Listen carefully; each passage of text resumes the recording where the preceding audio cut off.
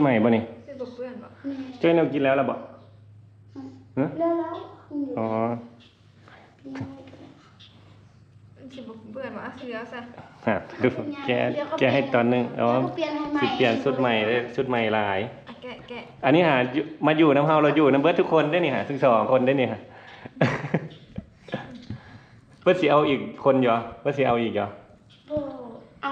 าคนเดียวเลยพ่อบัวพ่อแล้วแม่เขาผ่าออกเด้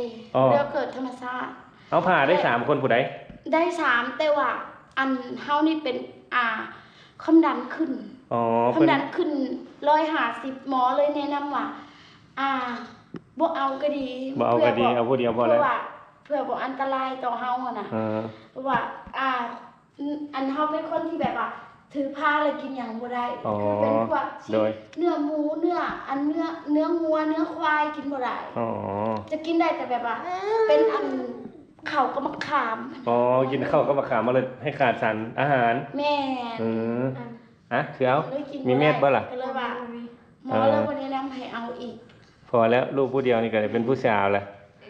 นึกว่าเพิ่นอยากได้ผู้ชายอีกรอบนึงว่ามือผ่าเฮาก็ยังตกใจว่าหมอว่าจักสิรอดหรือบ่เนาะถึงแม่ถึงลูกบ่แม่นี่แหละเพราะว่าเห็นเจ้าไปออกอยู่ไสบัดนี้ออกอยู่แขวงอยู่ไสถ้าแขกคุณบ่แขวงสวรรณเขตอ๋อสวรรณเขตของหมอแขวงแม่นเพราะว่าเฮาก็เล่นยากโอ้ยเปื้อนเลยบัดนี้เปื้อนเลยเดี๋ยวแรกจะเปลี่ยนเครื่องมีผ้าเช็ดบ่ผ้าเช็ดมือบ่ย่างเลาะแล้วพุ่นน่ะสิมาหา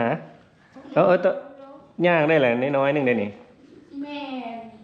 มันย่างได้แล้วเพราะว่าลูกคนในบ้านได้อันนี้ปีเดียวนึงเด้เพิ่งปีนึงแต่ว่าย่างได้ตั้งโดนแล้วแม่นบ่ย่างได้ตั้งแต่โดนแล้วจักเดือนย่างได้ประมาณ9 เดือนก็ย่างแล้วอันนั้นน่ะหลานสาวพลอยนะในเช่นมื้อนี้หลานสาวพลอยปี3 เดือนประกวดนะใหญ่กว่านี้ตั้งหลายย่างบ่ได้คนที่เกิดพร้อมกันกับข่อยน่ะเขาเกิดก่อนน่ะเขาบอกว่าเขายังบ่ย่างเลยบ่ในบ้านน่ะเขาถามอยู่ลูกเจ้าคือย่างไว้ลูกเจ้าเลี้ยงไปในดินเลยบ่เพราะว่ามันเป็นคนบ่แพงซีดนั่นน่ะแบบล่มเท่าใดก็บ่แพงก็เลยคืออยู่นี่ครับบ่ได้เอ็ดสระน้ำบ่คูณแล้วยันฝนตกเลยเลยมาอยู่นี้เพราะว่าเทื่อแรกเขาค่อยบ่ฮู้จักเฮือนเจ้าเลยได้แต่ว่าค่อยเบิ่งในแผนที่บรรณาจารย์ว่าเฮือนหลังนี้มันมีสระน้ำว่าเป็นเฮือนเจ้าแท้ล่ะก็เลยไปฮอดแล้วก็คือปิดดีแท้หญ้าขึ้นเต็มนึงบัดนี้เลยมาถามร้านค้าหน้าโรงเรียนว่าเจ้ามาอยู่นี่ก็เลยลบกลับมาเพราะว่าเขาซื้อเครื่องมาฝากแต่ดงเห็นเมื่อคืนนี้นอนดงเห็นนอนอันบ้านผักจันทนงแม่บอกนี่บ่เนาะนี่บ่อันมันมีบ้านพักแค่บ่อนเดียวบ่มันมีบ้านพักอยู่บ่อนเดียวบ่ทางในเมืองนี่บ่ในเมืองก็มี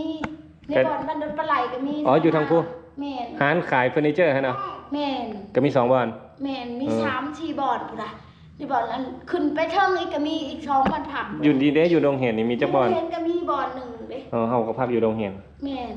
ในบ่อนอันสิเลี้ยวไปอีกบ่อนนึงไปถามอันเจ้าในโรงเห็นน่ะจะมีเพราะว่ามื้ออยากได้บ่อนเครื่องทำน้ำอุ่นมันบ่มีหนาวเอาเย็นน้ำเย็นแต่เมื่อวานนี่สิแล้วเฮาไปเทื่อถึงบ่อนบ่มีอันเครื่องน้ำอุ่นนะแม่นเพราะว่ามันหนาวนำแหละเอาน้ำตักใส่สั่นเมื่อคืนนี่หนาวตากฝนมาเบิดทางแล้วตากมาตั้งแต่ฝุ่นอยู่แก่งกระเบาความทางใดนี่ค่ะท่าแขกทางท่าแขกความทางท่าแขกมาสิสบายกว่าเนาะแล้วก็เรียบทางมาเลยได้เพราะว่าเซโนไปท่าแขกทางบ่ดีเลยแม่นมันบ่ดีอยู่แล้วเซโนน่ะแต่ก่อนมาหัดดีรอบพุธปีก่อนมาบัดนี้ปีนี้มาแบบเละเบิดมันมีรถเป็นหลายไหนมันบ่ได้คือแบบเป็นบัดนี้ซุมเจ้าออกไปได้ค่ะไปทางไหนซุมเคยเอาไปทางนั้นแหละมันก็ยากเอาไปทางถ้าไปสิเจ้าไปทางพุ่นเป็นทางนาทรายแก่งกระเบาเข้าพุ่นมันทางดีเขาทางดีกว่าค่อยมากันมาทางนี้เพราะว่ารอบเมื่อกี้นี่เดือนที่แล้วน่ะมันรถมันถูกหลายไปเส้นนี้ใช้เวลาประมาณ2-3 ชั่วโมงพุ่นน่ะมันรถอันนั้นหลาย